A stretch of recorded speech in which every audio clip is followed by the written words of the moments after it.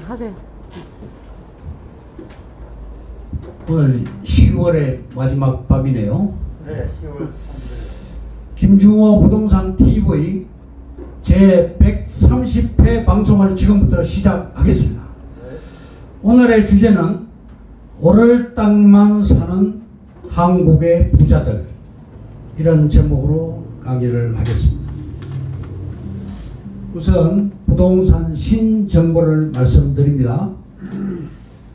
평택 화양지구라고 있습니다. 화양신도시가 지금 시작이 되었습니다.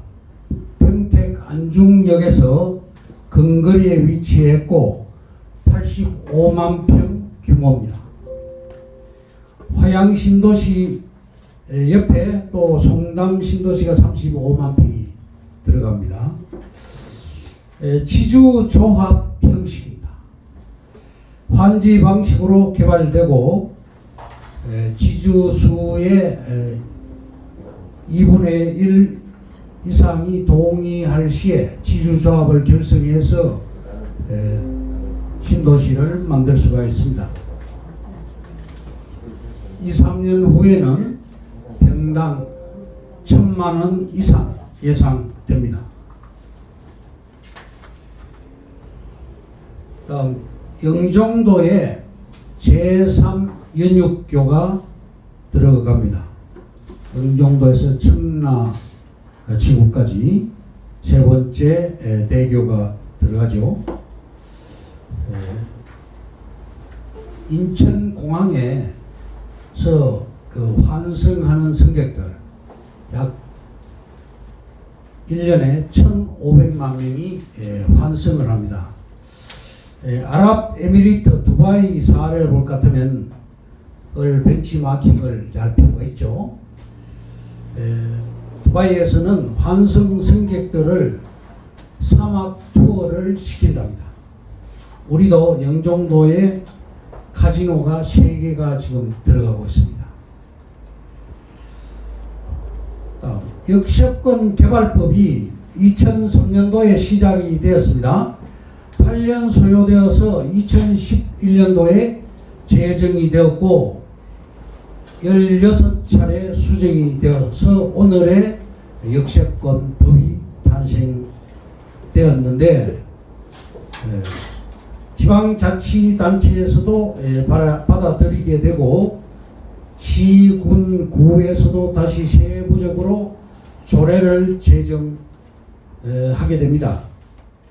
서울시에서 시발해서 서울시, 경기도, 수도권에서 시작해서 그 사례를 따라서 지금 안중역, 풍무역, 남원주역 등의 역세권법 3조에 의거해서 이 법령에는 타 법령보다도 우선 적용한다.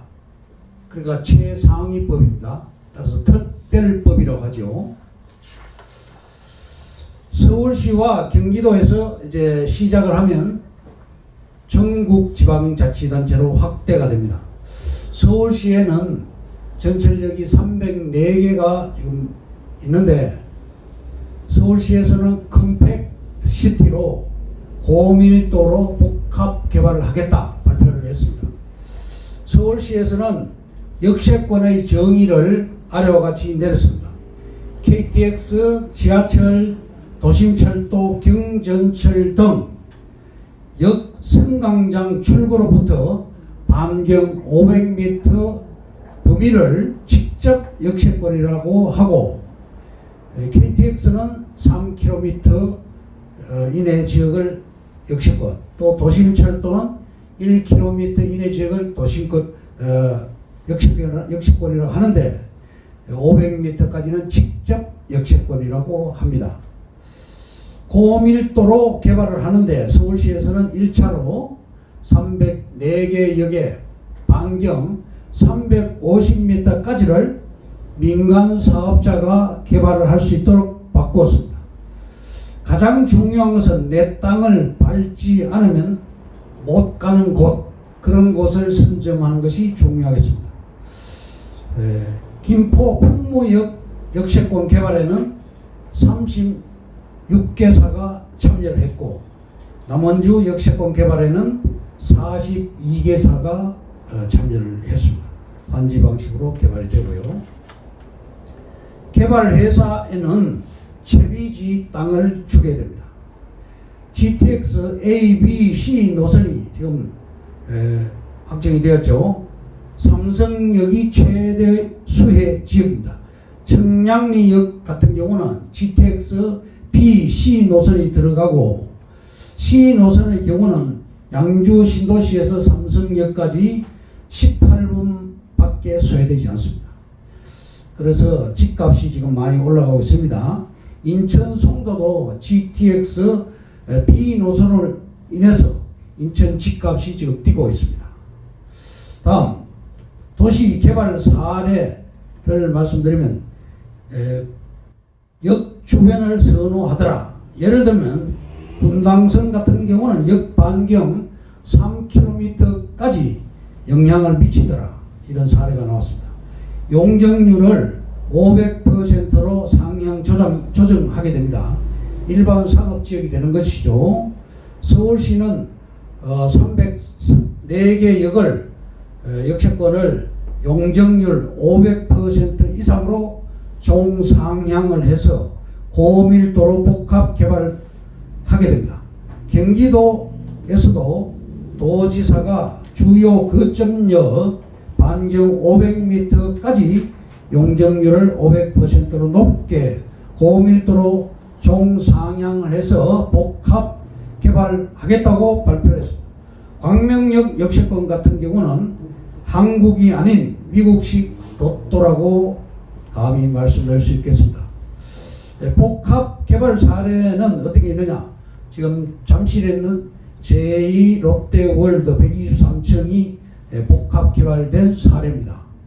TOD 방식으로, TOD란 즉 대중교통 중심 친화형 개발을 방식을 2012년도에 정부에서 발표를 했습니다. 2003년부터 17년간 준비가 되었습니다. 고밀도로 복합 개발을 하게 됩니다. 강남 및 강남하고 잠실의 경우는 소양강 댐이 만들기 전에는 침수 구역이 있습니다. 정동진 같은 경우 강릉 모래시계가 방영이 되면서 정동진이 나왔죠. 10년 사이에 100배가 땅값이 뛰었습니다. 영화 강남 1970이라는 영화가 있습니다. 영화 배우 이민호, 김래원, 정진영 씨가 주연을 했는데, 이 영화를 볼 것 같으면 강북은 15배가 올라갔고 강남은 무려 2000배가 올라갔다. 영동 지역이 명동이 될 것이다 이렇게 했는데 적중이 되었습니다. 반포 아파트는 불림시술한 사람들, 예를 들면 예비군 훈련 시에 묵는 사람, 그런 사람에게 우선 입주 권리를 주었죠. 조영남시의 경우도 이혼으로 인해서 수중에 1억 5천밖에 없었는데 영동대교 옆 빌라를 매입해서 큰 돈을 만들었습니다. 주영훈씨 같은 경우는 청담동에 큰 집을 1억 5천 받고 팔아버렸습니다. 그래서 망한 케이스가 되고, 또 땅 부자 A씨는 강남구청 땅을 기부를 해서 본인이 가지고 있는 주변 땅값이 엄청나게 폭등이 되었습니다. 또 땅 부자 B씨는 방배동에 거주하는데 이분도 강남이 개발되면서 큰 부자가 되었고, 복부인이라는 말이 나왔는데 고위 공무원들의 부인을 말하는데 반지를 돌린다는 그런 속어가 있었습니다. 복부인이 소개비주로 금반지를 돌린다는 그런 말이 반지를 돌린다 이런 말이 되었습니다. 현대 GBC 부지 옛 한전 본사 자리, 과거에는 봉원사 땅이었습니다. 평당 4,000원에서 5,000원 정도였는데 매입가를 180억에서 200억 주고 샀는데 10조에 현대자동차에 매매가 되었죠. 상가주택은 전철역 이전에는 평당 600에서 800만원 선이었는데 전철역이 들어가면 가면서 평당 4천만원에서 8천만원으로 뛰게 됩니다. 판교 역세권은 21개 필지를 2007년도에 분양을 했습니다. 중심 상업지는 평당 9,800만원 수준으로, 또 일반 상업지는 평당 6,500만원 수준으로 분양이 했습니다. 변호사 강용석 씨 판교에 44평을 지분으로 매입을 해서 그 땅이 도로에 접하게 되면서 엄청난 대박이 났는데 2003년도에 1억 2천에 매입을 했는데 2018년도에 15억이 돼서 무려 12배가 상승되었습니다.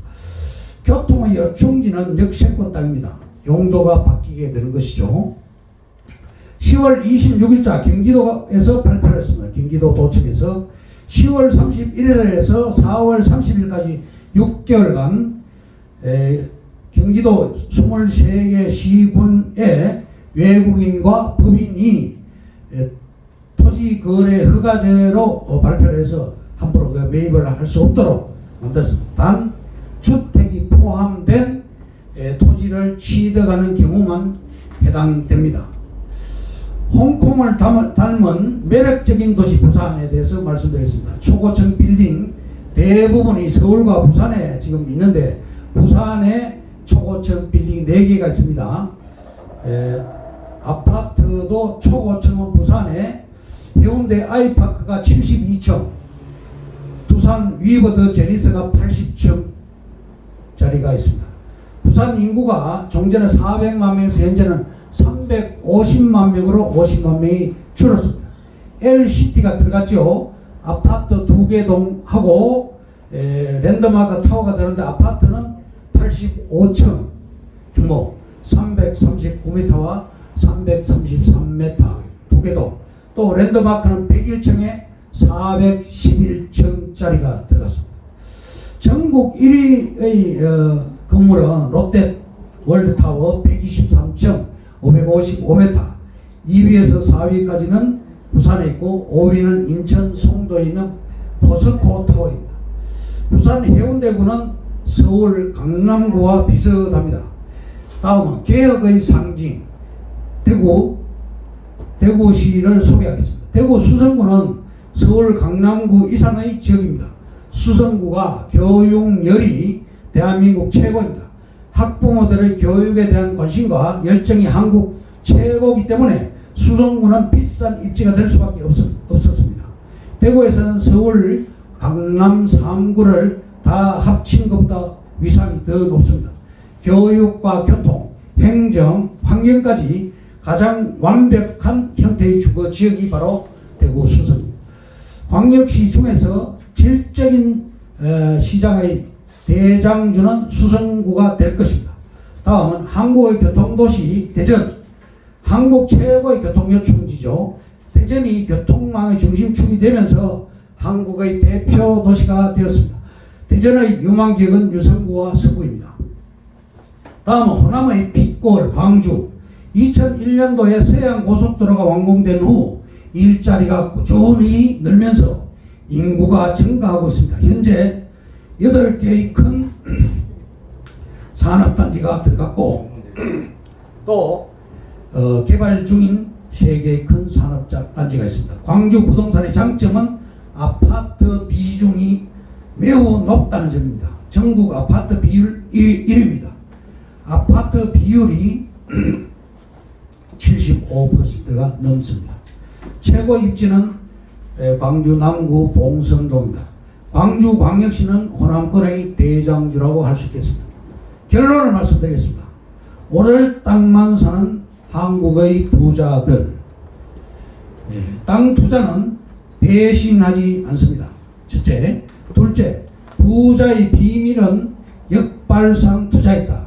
부자가 아닌 사람은 위기를 기회로 삼아야 할 것입니다. 세 번째, 1997년 IMF와 2007년 서브프라임 모기지 사태 때 신흥 부자가 많이 탄생됐죠. 예를 들면 미래 에셋 같은 것입니다. 네 번째, 우리가 자는 동안에도 땅값은 올라갑니다. 다섯 번째, 큰 부자는 땅에서 나온다. 세금을 두려워하지 말라. 여섯 번째, 돈은 늘어나도 땅은 늘어나지 않는다. 화폐량이 증가할수록 땅값도 따라서 올라갑니다.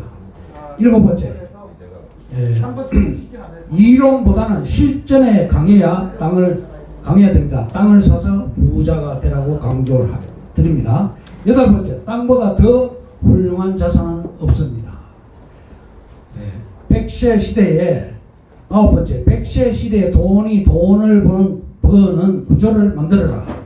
종잣돈을 만들고 때를 기다려라. 열 번째, 과거 50년간 땅값이 무려 3,000배가 상승한 곳이 대한민국이다. 11번째, 땅 투자는 공부가 아니라 실행이다. 이것으로 제 130회 부동산 TV 방송을 마치겠습니다. 김중호였습니다. 감사합니다.